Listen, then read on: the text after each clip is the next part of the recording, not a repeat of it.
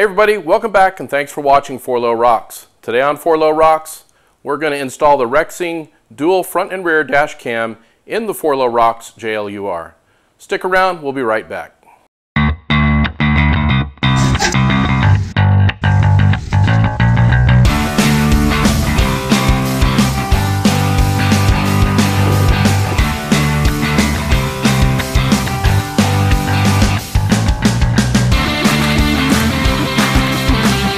So why a dash cam in the Jeep, you might ask? That's for hot rods and sports cars, right? Well, if you live in the Southern California area, or you've ever driven in this area, you might know that it's quite the lawless environment out there on the highways and the byways here in Southern California. And that's, in my opinion, due to the lack of presence or a continued presence or any kind of a persistent presence of police and highway patrol on the highways.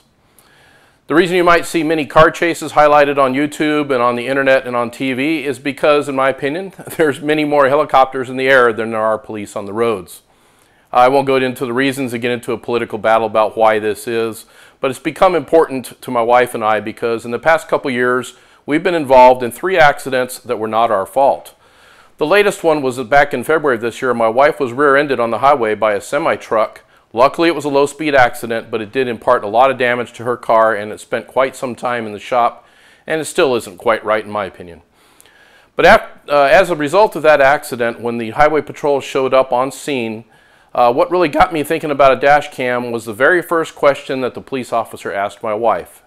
He asked her if she had cut in front of that truck, slammed on her brakes, and thereby closed the distance that he had to stop between him and the car in front of him in the traffic. That kind of scares me because had that driver not admitted fault, maybe this could have turned out to have been a burden on my insurance and not their insurance. So I want proof if something like that ever happens again. I may never need this, let's hope I never do, but if it comes out where I might need it, I'll have it handy and running in the car at all times. One other thing that might be a benefit for me is because I do a lot of videos on the trail and do a lot of pulling with the trailer, this might yield some very nice video clips for future videos of trail runs or taking the trailer out on nice camping runs. So I hope it benefits you viewers as well. So let's get right to the installation. Okay, so since the dash cam is not a part that's made specifically for the Jeep, it's generic to any vehicle, the first thing to do is to try to figure out how you want to install this in the Jeep. It has a unique way of trying to power it via the 12-volt outlet, or what's commonly known as the cigarette lighter in older cars. But I also bought a harness that will allow me to run it to the fuse box. But after trying to play with the fuse box and testing it, I couldn't find a fuse outlet that really worked for my purposes. So if you remember back in the sometime in the distant past, I installed the Mopar 4-way light switches in the Jeep, and I'm going to run the power for this camera system off of button number 4, and I'm going to keep it where it remembers its last state and always turns on with the ignition. So with any dash cam, the first thing you want to do is identify a location, and I found a good spot right up here, right behind the mirror on the windshield for the front cam.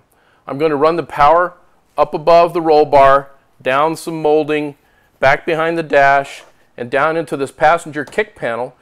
So since this is a dual dash cam setup, I'm also going to have a rear camera, but I need to figure out how to run the signal cable from that rear camera to the main unit in the front. And the way I'm going to do that is I'm going to run the power cable across the front of the windshield on the roll cage on the top of the Jeep, and then down through the dashboard, underneath the kick panel, and then all the way back across the bottom of the Jeep, behind the passenger seats, up into the rear end, where I'm going to install the camera on the rear windshield. And I'll show you how that's going to run. So having thoroughly cleaned the interior of the windshield up here with an alcohol swab and wiped it off with a paper towel, we're going to test fit the location where we want to put the Rexing webcam to make sure that it's on the window nice and out of the way of the mirror, won't block any of the vision. But we also need to have enough room to be able to lift it up and off the mount and be able to access the data port, the SD card port, and connect the lines to it. And so I kind of like that area right there. And so I'm going to peel the backing tape off. Once you have the backing tape peeled off, you can see it there. You're going to apply it just in the same vicinity where you put it to test it. Make sure you give it a good press on there. It's nice and solid, and it'll hold there pretty well.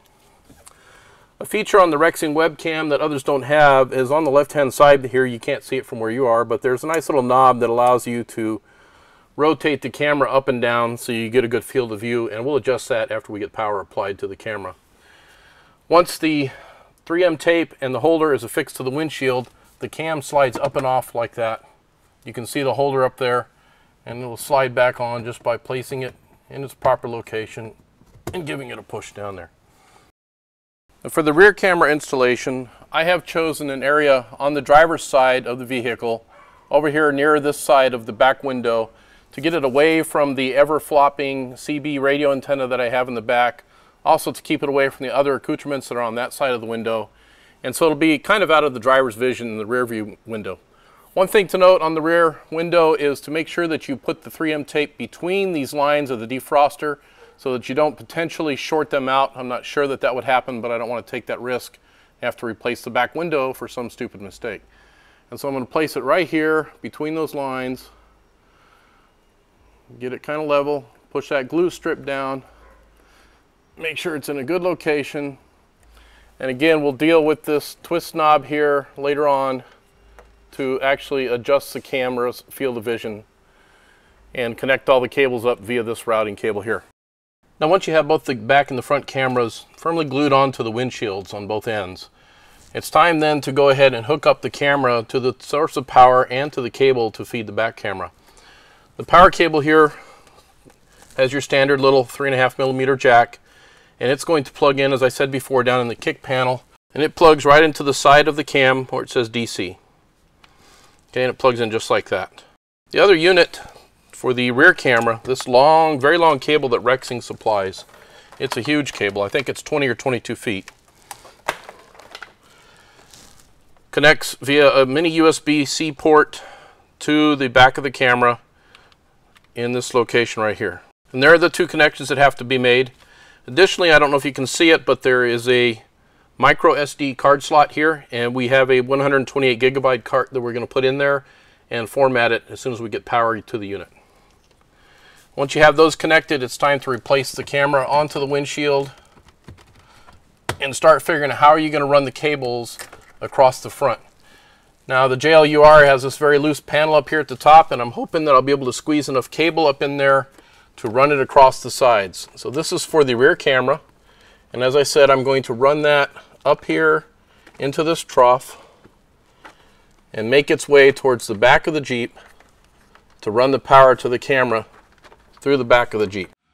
So to be able to run this cable down the A-pillar here and get it down in behind some of these plastic trim pieces so that we can make it look a little bit hidden, we're going to have to loosen the grab handle here on the passenger side, and that's done by just popping these covers on the side right open like that. And we'll pop the bottom one also.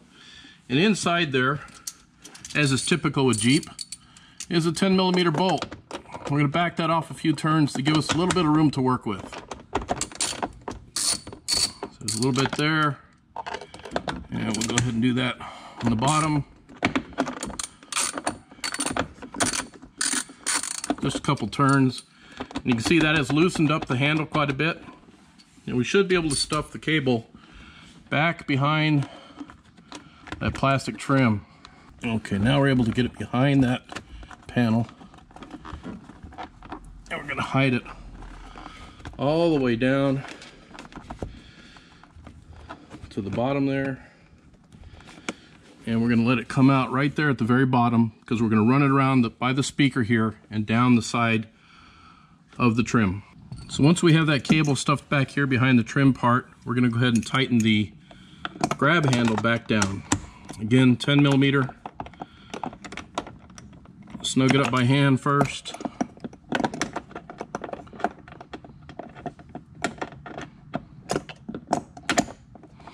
The bottom one's a little hard to see. Snug it by hand. And we'll give it a good little snug up. It only has to be kind of snug with the wrench. If we turn it the right way, maybe. Give it a good snug there. And get a good snug on the bottom one as well. And we can snap these covers back into place. So now you can see the cable is coming around the curve here, and we're going to go ahead and tuck that down in there a little bit with a trim tool just to give it some kind of a tidy appearance. And it should go quite deep in there once we get it started. And now it's up against this edge here, and the only way is to really just sneak it underneath there. But we're going to go down right through this channel here between the door and the molding. And that's pretty wide open, pretty big gap there. It should be easy to tuck that in there and just run that all the way down. Now, if you remember back to when I installed the four-way switches, if you've seen that before, the power leads were left back here behind the passenger kick plate, and the removal of that starts with first removing the floor mat, which I have not done yet, but I will do, and also removing this plate, this panel here, and that just kind of pops right out. Just like that, and it is tethered in there, so it'll stay put right like that, okay? So once you've got the kick panel removed here, or at least the access hatch, you have to take this big wiring assembly apart, and you do that by push the red tab up and push this black tab on the bottom. And once it goes up fully, the bottom should just pull right out of there, okay? Now that that's out of the way, you can pull the door in a little bit and take the limiting strap off to get it out of the way as well. And all that is done so that you can access this little 10mm nut up here to be able to get this panel, or the lower kick panel, off. So small 10mm nut. Little pain in the butt to get to. And we'll just reverse that right out of there. Take the wrench off. Get it by hand.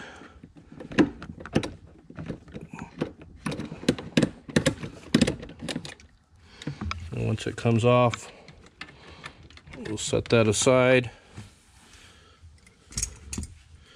And then the panel starts to pop off by reaching up front, giving it a good pull, and it'll start popping in several places.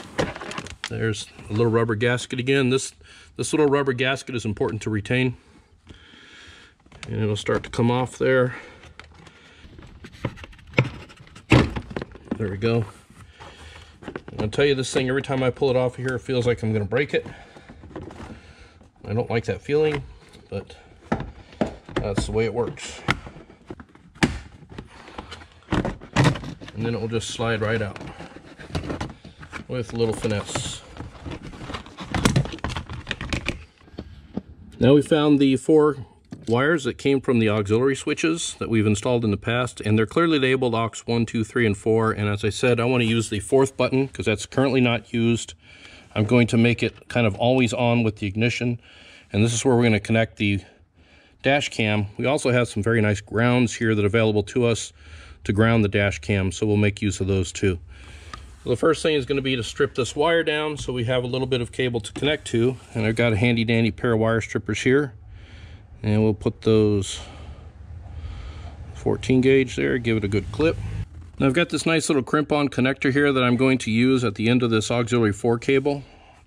I'm just going to twist them up a bit so they look nice and clean.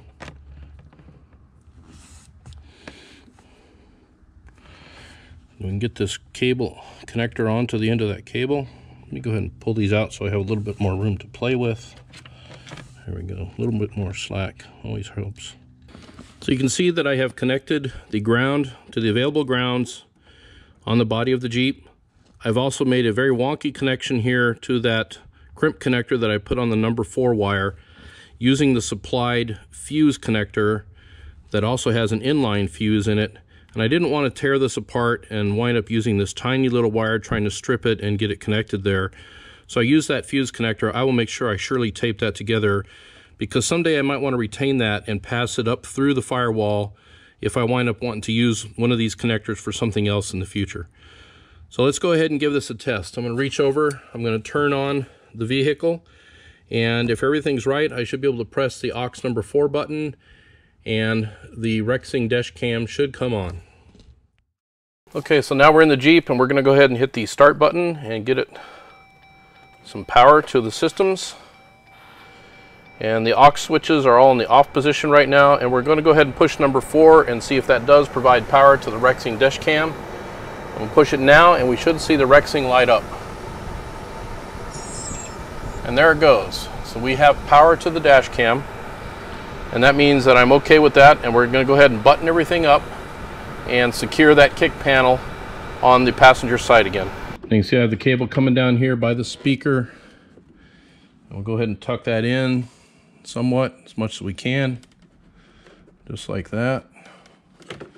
Get it tucked down in there pretty good. I did better on this side than I did on the other side. Okay, and once we have that, then we're going to run it right around here to the edge and back behind this panel that is really loosely kind of spaced out from the body panel. You can see that cable just flows in there very nicely. We'll run it all the way down. You can just shove it in there with its own strength. And then once we get the cable down so far, we've run into our first obstacle, and that is this strap. And yes, I can take the whole kick panel apart and take the door limiting strap off, but I think I'd rather just pass the cable on through like so. So that is now behind that limiting strap. And we can continue to run the cable down through the gaps that are present in the panels,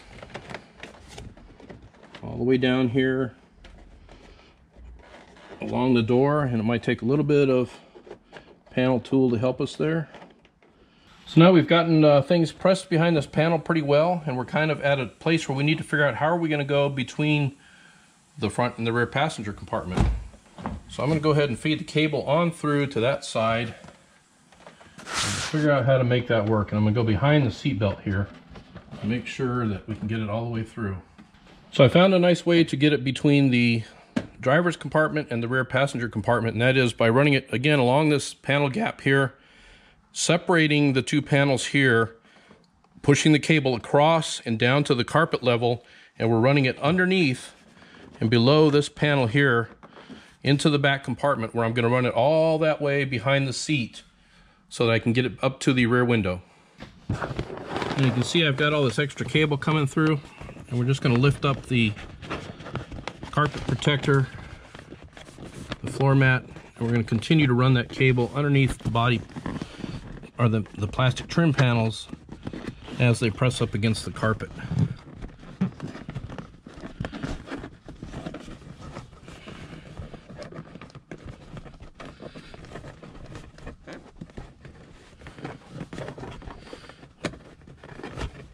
And in some cases, it might really help to have that trim tool handy to help push that cable back in there. Now, I've run the cable all along the passenger's footboard kick panel here, and now I've come to a point where there is no plastic to run up here towards the back, but I can tuck it in between the body panel and the carpet here.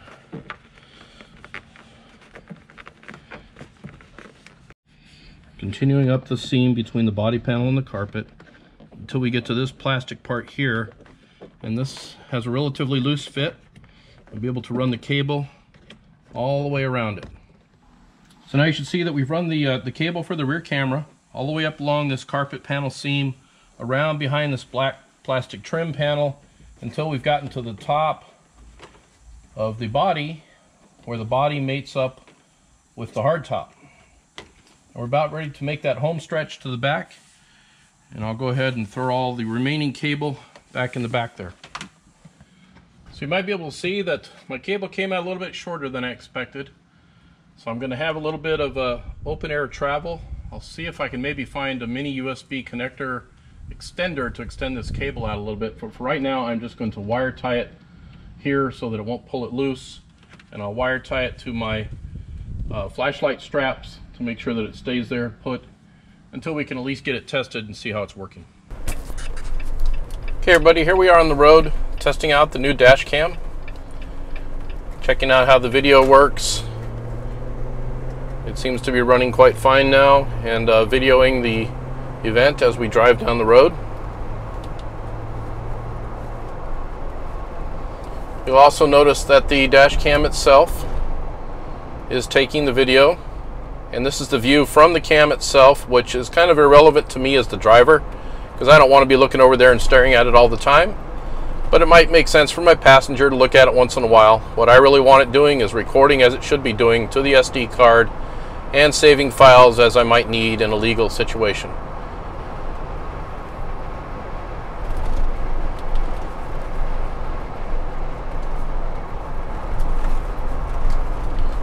And we'll continue to run that dash cam for a little while and take a little ride around the roads here to see that it saves a couple files for us in consecutive fashion, so that those files are recoverable after we get back home and we're able to take the SD card out and take a look at the video on the computer.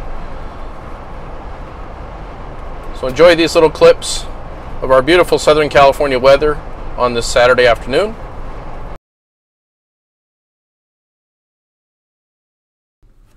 Now, I don't know if it was my fortune or misfortune, but watch what happens at this intersection. Note that my light turns green as this car is still in the intersection, and this happens all the time. Hey, let's follow this driver for a little bit.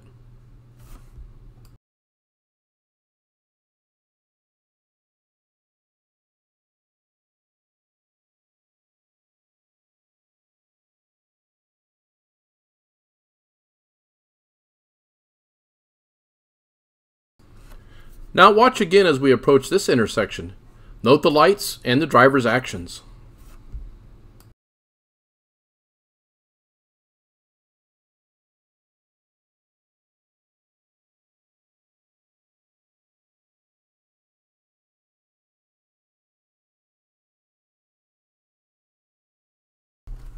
Now here's a quick look at the rear camera facing out the back of the Jeep. Note that the resolution is not quite as good as the front camera, but it's still usable for any legal purposes. Okay everybody, so that about wraps it up for the install of the Rexing dash cam. As you can see, I have both front and rear cameras powered and providing data to the video recorder. And you've seen a couple scenes that I put out on the road, and it seems to be working just fine.